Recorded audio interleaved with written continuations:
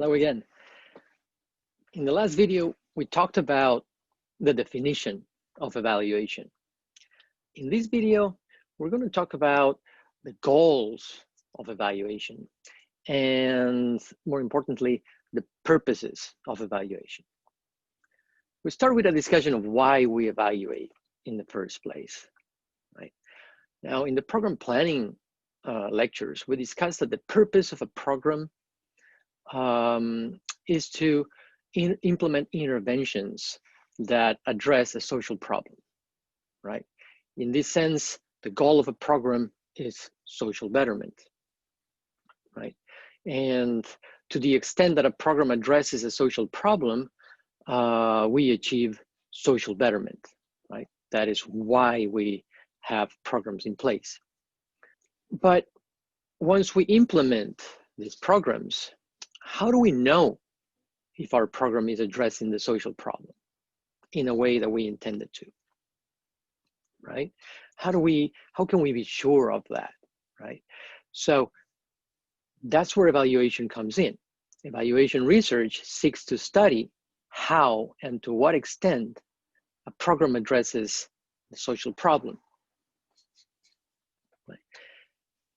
In a democratic society, evaluations help decision makers allocate funds and efforts to the interventions that are most effective and efficient at solving social problems. That's the way it should be, right? So the main goal of evaluation research then, just like that of program planning, is ultimately social betterment, right?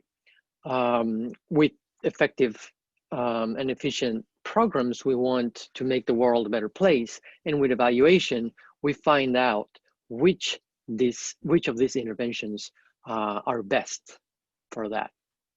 So program planning and evaluation are different sides of the same coin, as we mentioned last class. They are intimately related.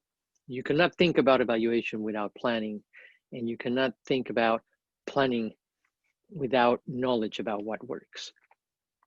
So following sort of the RAND Corporation's framework of planning and evaluation, right? We've already discussed the first 6 steps in planning. We chose a problem, we identified goals, we studied in evidence-based practices and interventions. We looked at the fit of those programs in our community and agency. We also assessed the capacity of the agency to actually implement those programs. We discussed how to make a plan and how to use logic models to explain the theory of our programs, and also the outcome approach of theory to explain our program and our plan. Right? Once we implement, we are in step 7. Now that we have been implementing for a while, it's time to evaluate and start thinking about how is the implementation going, right? After we do that, we may go into step 8, which is to evaluate the program's success in achieving the actual outcome it was supposed to achieve. And then steps 9 and 10 are to see to incorporate the findings of the evaluation in the program practice and make a decision of whether we will continue or we will change some aspects or we will close the program altogether. So we are in the last steps of closing the loop, right? But first, let's talk about the purposes of evaluation. Now, this lecture is based on chapters 3 and 4 of this textbook of evaluation by Mark Henry and Jones. I was a student of Gary Henry, one of the authors of this book, and I have adopted many of his ideas and principles in terms of what evaluation should be and how it should be conducted. So the purposes of evaluation research, according to these authors, come from the goal, of course. Like the goal is social betterment. And to the degree that an evaluation provides information for democratic leaders or decision makers, right? It would advance that goal of social betterment. However, decision makers don't always need the same information, right? They require different types of information. And the timing of that information varies as well. Right? The purpose of an evaluation varies according to where the program is and the political context surrounding the program. It also depends on the intended audience. Who is requesting the evaluation? Who's the evaluation sponsor, and who the stakeholders are. Also, it depends on the state of knowledge about the social problem, and it depends on the state of knowledge about the program. So the purpose of the evaluation we're going to conduct will ultimately depend on its intended audience, the political context surrounding the program and the social problem, the state of knowledge about the social problem, and the state of knowledge about the program. For example, consider a program like No Zip Code Left Behind. And this is a program, like we discussed in earlier examples, that seeks to reduce recidivism of individuals who have been released from prison. So if we were to evaluate such a program, many questions could be asked, right? One, of course, the most obvious one would be, did the program have an impact on recidivism? A second one could be, was the program implemented as it was intended?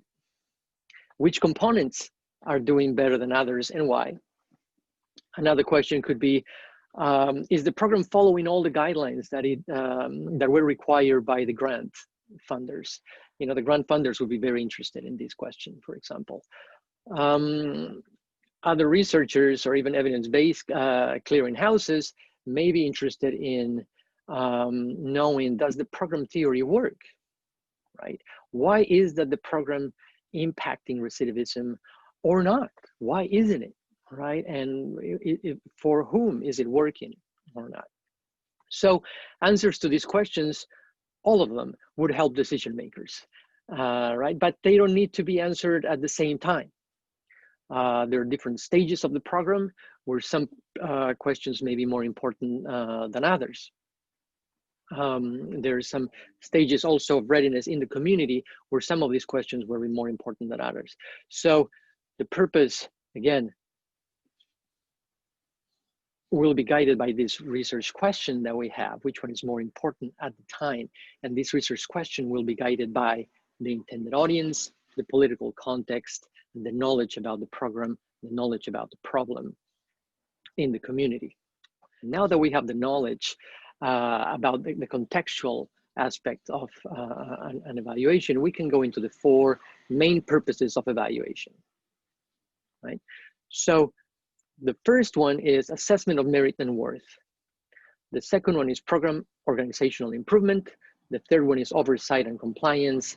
And the fourth one is knowledge development. Let's go one by one. Assessment of merit and worth. When an evaluation is following this purpose, then the evaluation seeks to assess the merit and worth of a program. And this refers to the development of warranted judgments about the effects and other valued characteristics of a program and policy, right? And by effects, we mean the causal impact the program had on outcomes of a program, right?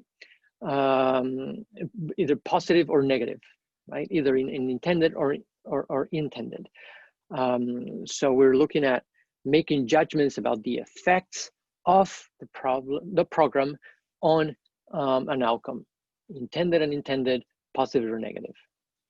And we're also looking at other valued characteristics.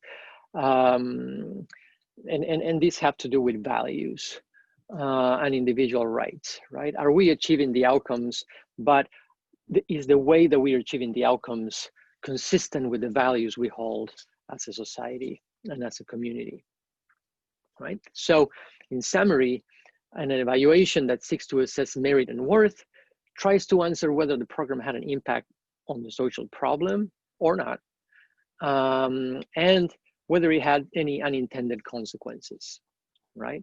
And we're again looking at whether the program caused the change. So the fundamental rationale for assessing merit and worth is that doing so contributes to democratic deliberations about what action, what course of action to choose from, right?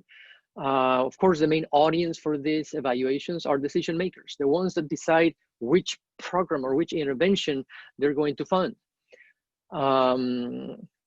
They have to know what works in order to plan and implement new programs or keep existing programs in order to address social problems, right? Now, many authors and most people out there believe that all evaluations should be assessing merit and worth. That is the main purpose of an evaluation, to assess merit and worth.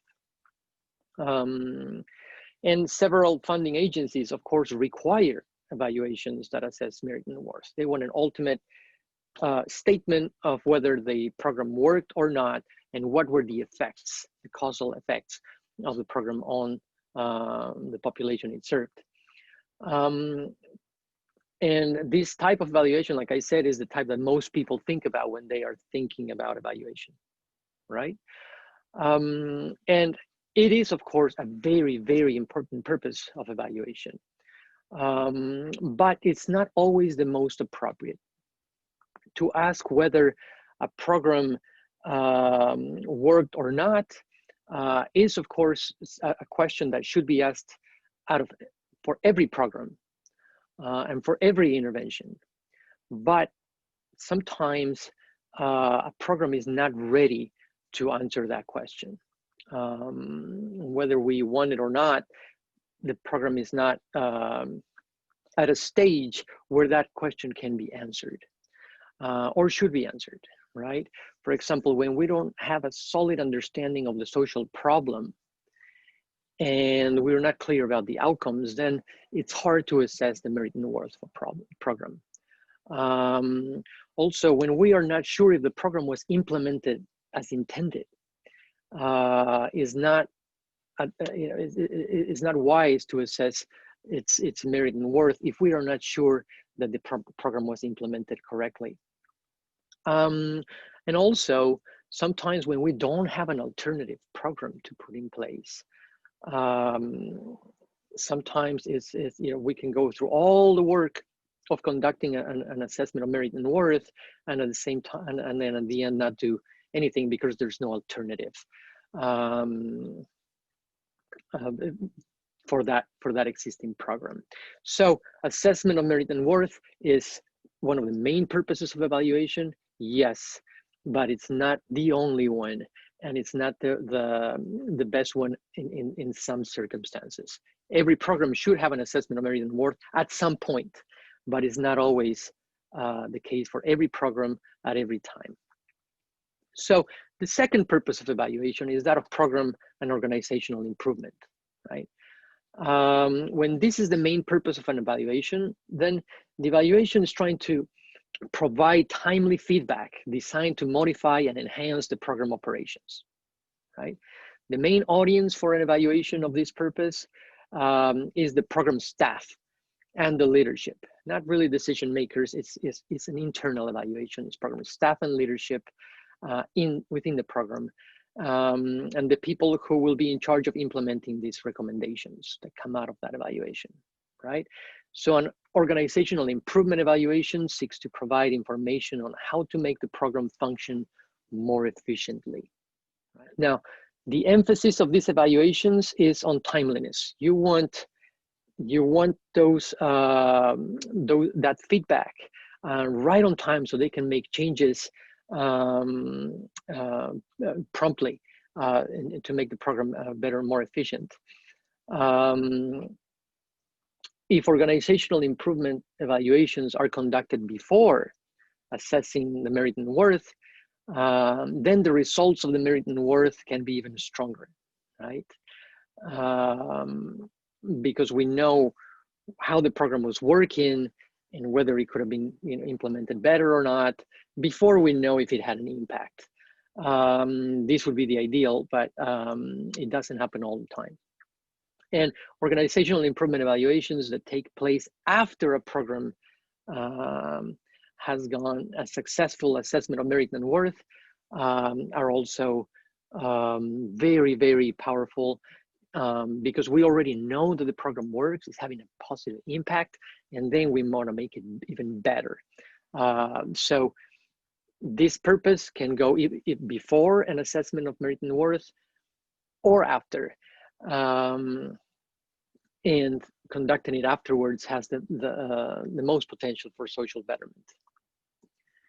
The third purpose of evaluation is that of oversight and compliance, right? Evaluation with this purpose, they estimate the extent to which a program meets specified expectations, such as directives, statutes, regulations, or other mandates, including requirements to reach specific levels of performance, right?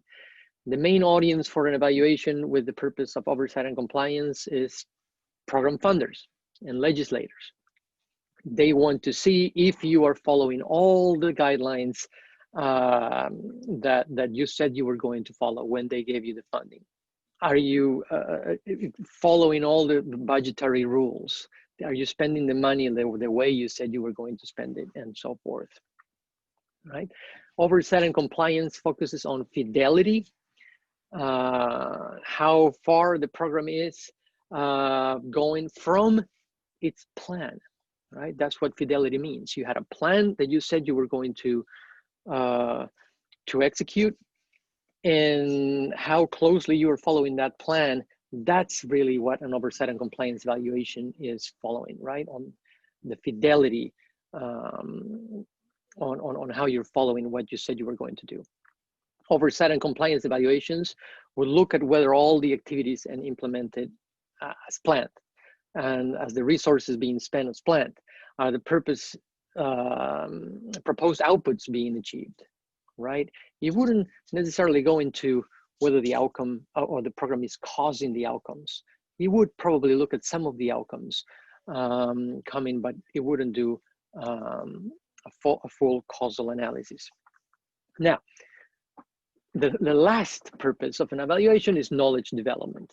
And the main purpose of knowledge development is to test theories and propositions about social processes and mechanisms as they occur in the context of social policies and programs, right?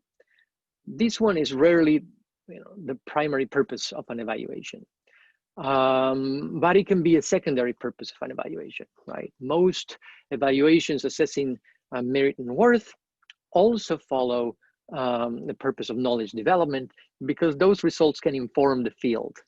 They can help us learn about a social problem and how people respond to certain interventions, and we can use the knowledge generated by that evaluation to make even better and stronger programs, right? Evaluations can shed light on previously unknown aspects of a social problem being addressed, and they can also show how different contexts affect different program effects. All these evaluation findings can produce knowledge that can be generalized for different programs or different contexts, right? They can help us learn about programs, about problems, about people. They can, and about societies, right? So the main audience for these evaluations are social scientists, although the public in general can benefit in the long run from them. So how do you choose the purpose of an evaluation? And before you go and do evaluation, you have to choose, you have to be very clear and specific about the purpose of that evaluation you will be conducted. And again, it depends on the intended audience. It depends on the political context surrounding the program and the social problem. the state of knowledge about the social problem, the state of knowledge about the program.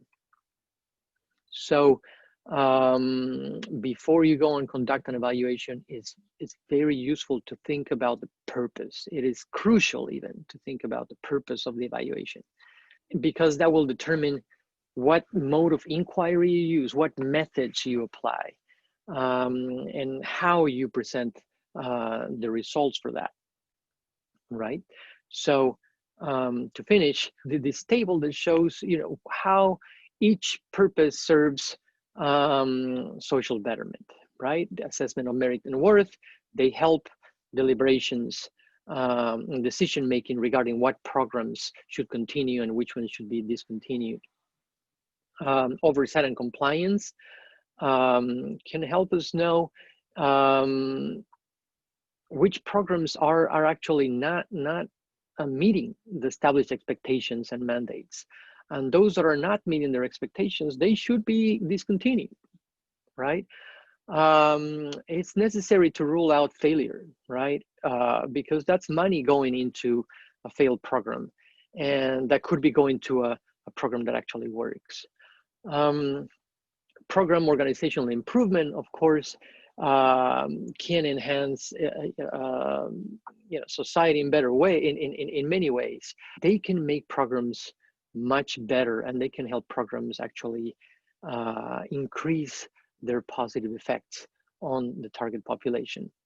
Finally, knowledge development, they actually will help society in many ways. It informs programs, it informs our knowledge about problems and how to tackle them. So evaluation's main goal is social betterment, and the purposes of evaluation serve this goal in different ways. All evaluation purposes are important, not only assessment of merit and worth. And the purpose, again, will guide how we conduct evaluation, but we will turn to that in the next video. Thank you for watching.